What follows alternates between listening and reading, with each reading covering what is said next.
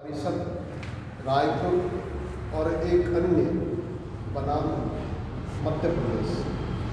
न्यायमूर्ति S.M. Sikri, G.K. Mittal और P. Jagmohan Reddy para. Motor परिवहन कर्मकार अधिनियम 1961 धारा 27, 2, 6 और 38 मोटर परिवहन उपक्रम के अंतर्गत क्या नगर पालिका के स्वामित्व के माल को वहन करने के उपयोग में लाए जाने वाले परिवहन यान भी है। धारा 38 में लोक व्यवस्था क्या उस के अंतर्गत लोक स्वास्थ्य भी है। पैरा। दंड प्रक्रिया संहिता 1898 धारा 243, 244 और 245 समन मामला अपराध के विवरणों का कथन किए बिना परिवाद खारिज कर देने का आदेश।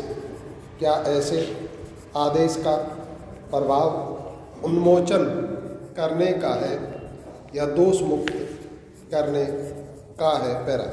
अपीलार्थी नगरपालिका परिषद के स्वामित्व में परिवहन यान थे जिनका उपयोग शहर के मल और कूड़ा करकट के परिवहन द्वारा और जल के वितरण द्वारा नगर पालिका क्षेत्र में लोक स्वास्थ्य बनाए रखने के लिए किया जाता था।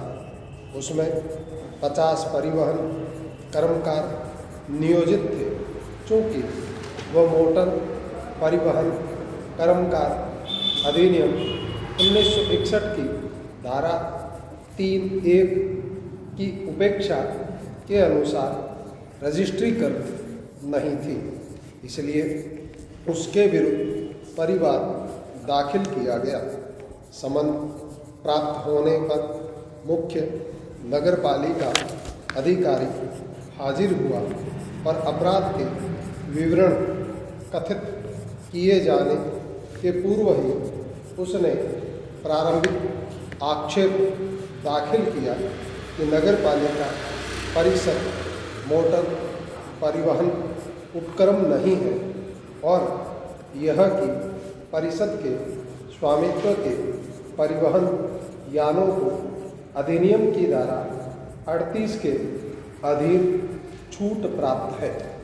विचारण न्यायालय के परिवाद खारिज कर दिया और सेशन न्यायालय को किया गया पुनरीक्षण भी खारिज कर दिया। दंड प्रक्रिया संहिता की धारा 439 के अधीन उच्च न्यायालय को किया गया पुनरीक्षण मंजूर किया गया। पैरा। इस न्यायालय में अपील करने पर यह दलील दी गई है कि चूँकि मामला समन मामला है, इसलिए परिवाद को खारिज करने का आदेश दोष मुक्ति का आदेश है, न कि उन्मोचन का, और इसलिए दंड प्रक्रिया संहिता की धारा 417 के अधीन केवल अपील हो सकती है, न कि धारा 439 के अधीन पुनरीक्षण। पैरा।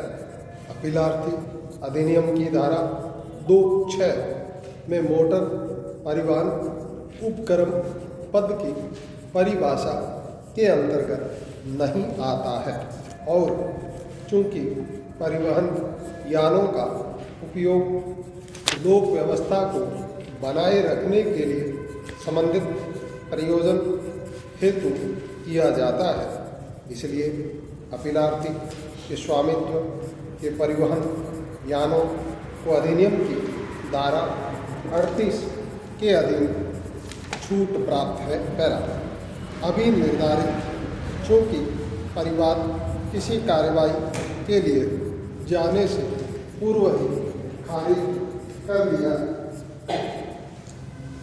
अपीलार्थी गण की ओर से धारा 2 ख में मोटर परिवहन उपक्रम पद के अंतर्गत मोटर यान अधिनियम 1939 में यथा परिभाषित प्राइवेट वाहक भी है पाई। पैरा अपीलार्थी प्राइवेट वाहक की परिभाषा में इस कारण से भी आते हैं क्योंकि अपीलार्थियों के स्वामित्व में परिवहन यान भी हैं और वे उनका उपयोग केवल माल वहन करने के लिए करते हैं। पाई। पैरा यह नहीं कहा जा सकता कि केवल वाणिज्यिक प्रकृति का उपक्रम मोटर परिवहन उपक्रम की परिभाषा में सम्मिलित किए जाने के लिए आशयित था क्योंकि मोटर परिवहन कर्मकार अधिनियम कल्याणकारक अधिनियम है और विधानमंडल का आशय मोटर परिवहन उपक्रम पद के अर्थ को विस्तृत करता था।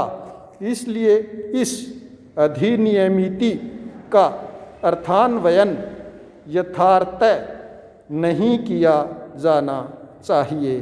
पाई।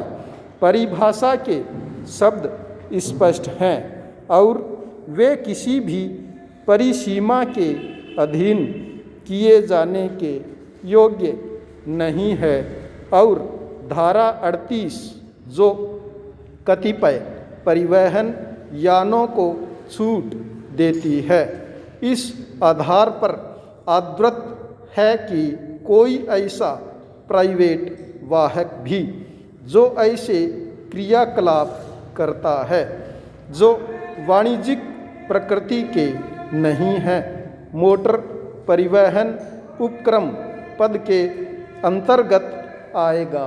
पाई। पैरा धारा 38 में लोक व्यवस्था शब्दों से लोक शांति और प्रशांति अभिप्रेत है और इसके अंतर्गत लोक स्वास्थ्य नहीं आता है। पाई। इसलिए धारा 38 के अधीन छूट नहीं दी जा सकती है। पाई। पैरा रमेश थापर बनाम मद्रास राज्य MCR 594 स्पष्ट किया गया। पाई। दांडिक अपीली अधिकारिता 1967 की संख्या 163 वाली दांडिक अपील। पाई। स्टॉप।